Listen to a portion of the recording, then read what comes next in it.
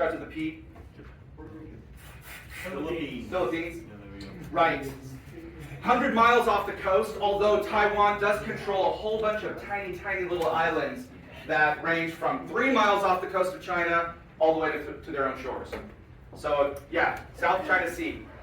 What about the capital? Taipei. It's called Taipei. Thank you very much, Bridger. Taipei, that's where the Kuomintang, the party of the National Republic of China, fled to on Taiwan, way back in 1949. But what is the history? Why should we care? Why does China want Taiwan so bad? Power. Oh, geez. Accidentally hit the back button. So China and Taiwan have a very, very long and complex history. Now, this YouTuber, he is actually one of my favorites. I highly recommend his channel. If you want to understand complex geopolitics, this dude, Ryan Chapman, very good YouTube channel. Very good. And he tackles some of those really pesky and difficult, complex realities of our modern world. I highly recommend. I cannot plug this guy enough. He's very neutral, very unbiased, kind of just goes by the book, just by the facts.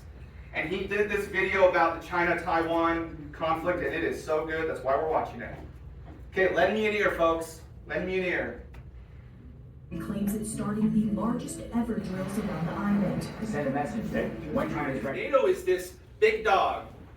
O'Neill. Because they're scared of China. Well, that's why Ukraine wasn't part of NATO, right? So they're right next to Russia. Does China have nuclear weapons? Yes. Does NATO want a war with China? Not really. Does NATO want a war with Russia? Not really. Nuclear powers fighting a war, if it goes badly for one side, there's a real risk that the war goes nuclear. Now, I hope use this as a backdrop to understand why nations, including us, why we tiptoe gingerly, gently around some of these very complex issues. The last thing we want is nuclear war.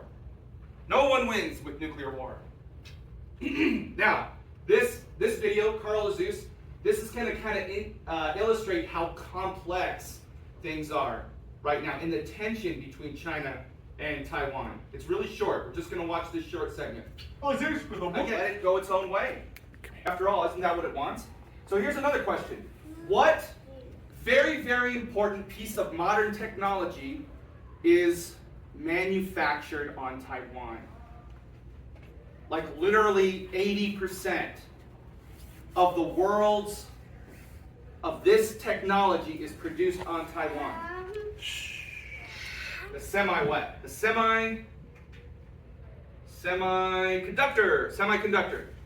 What's produced on Taiwan? The semiconductor. Including the tiniest of microchips. They produce all sizes on Taiwan, but the smallest ones, the ones that are in our cell phones, the ones that are used in military technology, the ones that Elon Musk is using to send rockets into space, they're made on Taiwan. China doesn't have this capability. Quite frankly, neither do we. We buy all of our semiconductors and chips from Taiwan. Now, that's about to change, hopefully. Hopefully we get some of that manufacturing of semiconductors and microchips moved back to the United States. In fact, here in the United States, this is where we developed that technology. But the Taiwanese were smart. They're like, we're going to corner that market and make ourselves so important to the world that China would not dare attack us. Kind of an economic and military deterrent are these semiconductors and microchips. Important, just park that in the back of your brain for now. Okay? So let's see here. But it isn't just military tension. It isn't just economic tension. These things affect Taiwan down to a cultural level. Matthew you asked a really good question. You know, is Taiwan a part of NATO? We officially cannot even recognize Taiwan as its own country. We don't even have an embassy in Taiwan. We have this American institution. American Institute. That's our embassy, right? So here's a question. Switching gears here, kind of to a cultural. What do you guys think? Now that you've had a chance to investigate a little bit about Taiwan's. Despise Taiwanese, not Chinese, because of their culture. And China is making them out to be, no, they all identify as Chinese. That is wrong. Yeah, what do you think, False Corbin? information. What do you folks think? Thank you, Arya. This right here is the Chinese ambassador to Australia. And he's telling Australians, yeah, don't believe your lying ears. Don't believe what you read or hear coming from the folks over in Taiwan. Don't believe them. Listen to me, ambassador from China to Australia, and I'm telling you that most of the Taiwanese, they see themselves as Chinese. How would you like it if, let's see here, the ambassador from, let's say, Germany comes to the United States and, or no, that's not a good example. What if like the ambassador of Canada goes to the ambassador of Germany and is telling the German people, well look, I know the Americans because I just live next door. I just live up north in Canada. And let me tell you, Germans, the American people, they just see themselves as British. They see themselves as transbanded British citizens, still loyal to the Queen, still loyal to the Crown. It's be like, what? What the heck are you talking about, sir? So you need to check your facts. Yeah, that's kind of what's happening right here with this ambassador from China to Australia. It's a little nutty. It's not nutty, it's rubbish. During the election period where they're extremely colourful, there's lots of songs and dancing. Very proud. We choose our own president. So this right here is a Taiwanese. How does he feel about his government? How does he feel about his democratic process?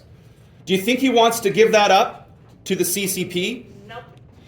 Do we want to, love him or hate him, do we want to, give up Joe Biden or President-elect Donald Trump for, let's see here, Prime Minister over in London or a king and queen living in Buckingham Palace? Is that something we want to do? Or, oh, no, I got it. Actually, this is a trick question. Do we want to trade our Congress for their parliament? Yeah, that's a joke, right? That's a joke.